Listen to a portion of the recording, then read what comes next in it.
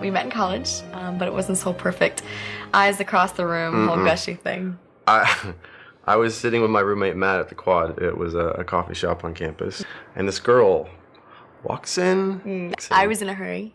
Carrying like 3 books in one hand and her cell phone and an umbrella in the other hand, and this monster book bag hanging off of her shoulder. I tripped going in. Yes, you did. You were hugging the floor, hugging it. Let's just say I made a dramatic entrance. Spectacular. I said to Matt, that's the kind of girl I want to marry. And Matt says, why? Because she fell? And I was like, no, because she had the poise to sit up and start singing. Amazing Grace. Amazing Grace.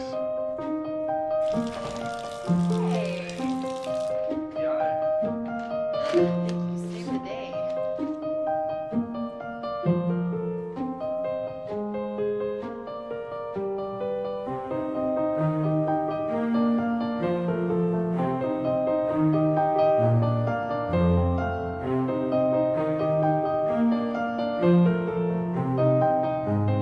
I think a lot of our friends think, that marriage is 50-50.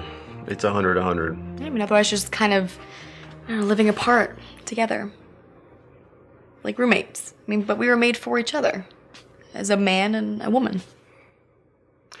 I think our hearts were created with a desire to be connected. You know? I mean, we're social beings. On one level, we get that with friends, family. Yeah, but it's deeper. Yeah. At the soul level, I think a man really longs for intimacy, a closeness, communion with a woman. And I don't just mean physical, I mean heart and mind too. Most guys don't want to talk about this stuff, but it's real.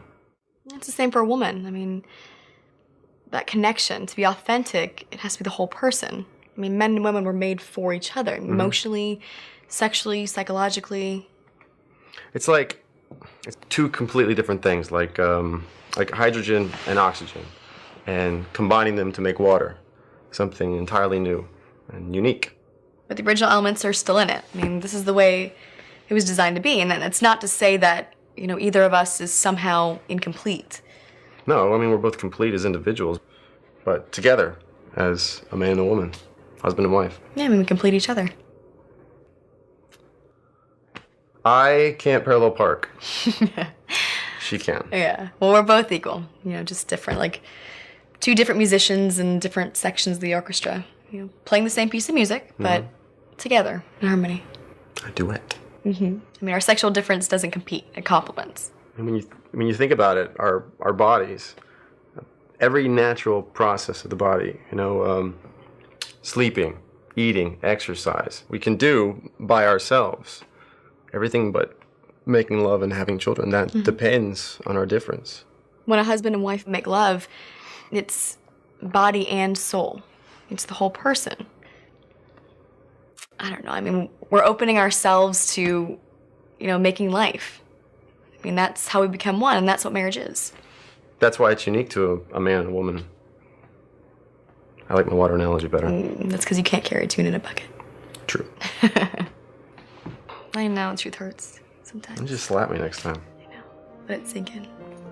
What are you doing? Why don't you kiss me then? No. Come on, right there. Right there for camera. Mwah. Hey. Hard?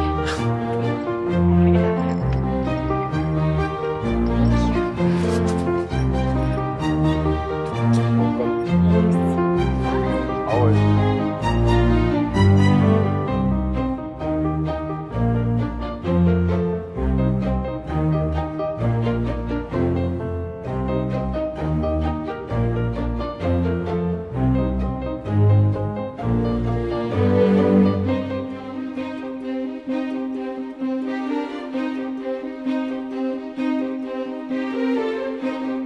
What are the differences between men and women? Men and women are equal, but, you know, we're different in ways that'll always matter. Well, there's the obvious. We're made different physically, but we're wired differently too. It's not just about biology. We're different. We share common humanity, but our sexual differences are essential to who we are. It's our identity. I mean, I'm gonna think and act differently than Carrie. My perspective, my experiences are just shaped by me being a man. Hers are naturally gonna be different, since she's a woman. You know, we could both each be scientists or lawyers or parents, and we'd be different. And I'm no more, say, a lawyer than he would be just because I'm a woman, just distinct.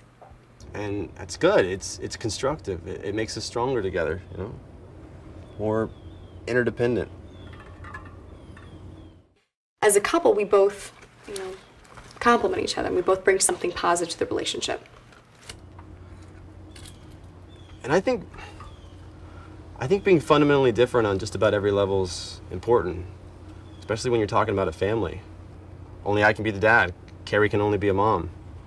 I mean, I remember seeing how my dad treated my mom, and it really told me how I wanted to be treated as a wife. And if we have a boy someday, he'll watch Josh and see how a husband should treat a wife. So, that'd be a good example.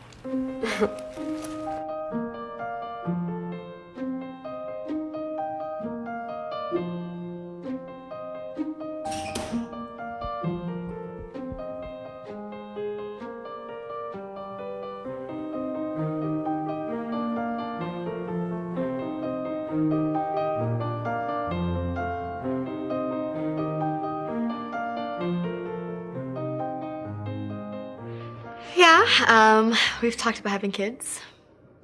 What? Oh, it's hard not to when your in-laws are talking babysitting. Oh, okay.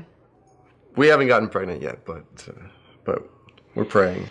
And if we can't, for some reason, you've talked about adopting. Mm-hmm. And maybe we'll do both. Maybe. Do both. You're gonna be a great dad. Well. Yeah. Yeah. Yeah.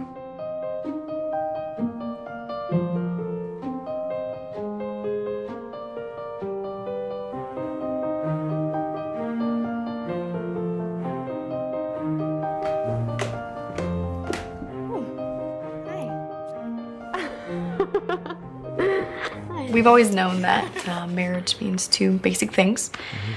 I just don't know how you can separate the two. I mean, they're sort of the same thing. Well, marriage means babies. I mean, we knew that going in. And we've always been open to it. But marriage also means that we get to create life together, you know, whether we're able to have our own children or not. Every time we make love, it's like we're making life. We're giving life to one another. You know, it's not just sex. I come alive, and there's a sense of forever in that. You know, and I don't think a man can have that any other way. Saying that we're husband and wife is so much more than just a man and woman living together 24/7. I mean, Josh is my husband, and I have given myself completely to him.